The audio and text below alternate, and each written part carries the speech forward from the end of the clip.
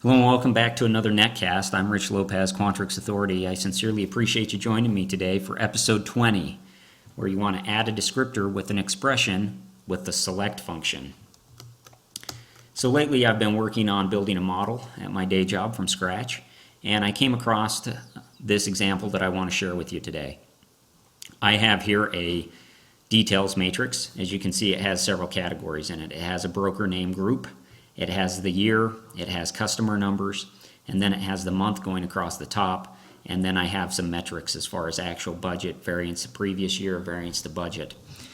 What I want to do is I want to bring in the customer name that is associated with this customer number, and that customer name exists down here in the customers table.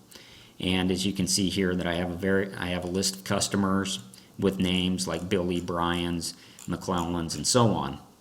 And I have two ways of doing this, and I want to demonstrate both those here. The first is, if I wanted to get customer name up here and I didn't really care about how it looked per se, I could go ahead and I could insert another item into the metric, and I would call it customer name, right? And I could then go customer name equals select. This is just a basic select statement. Now I'm going to select the customer name from the customers, and I'm going to use my customer ID, and I'm going to have my lookup value be the customer number that I am at, right? As you can see, that then populates customer name.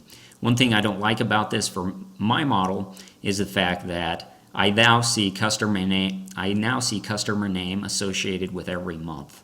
That may not be something I care for, or it may be something that I don't mind. But in this example, I don't want to see it in every month. What I'd really like to see it is I'd like to see it right here next to the customer number. And how I can do that is by adding a descriptor.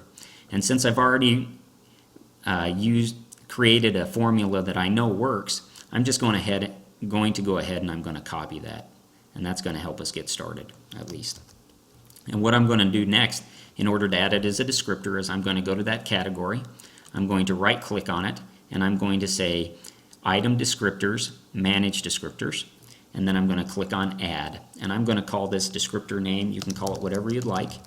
I'm going to call mine customer name, and I'm going to click on use an expression, and the expression I'm going to use is this select statement.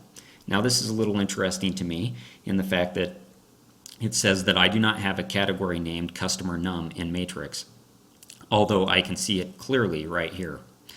And therefore, what am I to do? Well, what I need to do is I actually need to qualify this with its matrix name. And in order to do that, I would type in details, ;, customer number, and what you can see is I am now able to pull in the customer name with the customer number. And wherever I move this in the matrix, it populates that customer name with that customer number. So that's how you would add a descriptor to a category using an expression, in this case using a select statement. And again, I can then go ahead and delete it out of here, and my model looks good and clean in the way I would like it. If you have any questions about using descriptors with an expression and the select function, or any other questions about Quantrix Modeler, feel free to reach out to me at quantrixauthority@gmail.com. Of course, follow me here at YouTube and follow me on Twitter. I absolutely love Quantrix, and I hope you find this helpful, and please join me again for another episode of Quantrix Authority with Rich Lopez.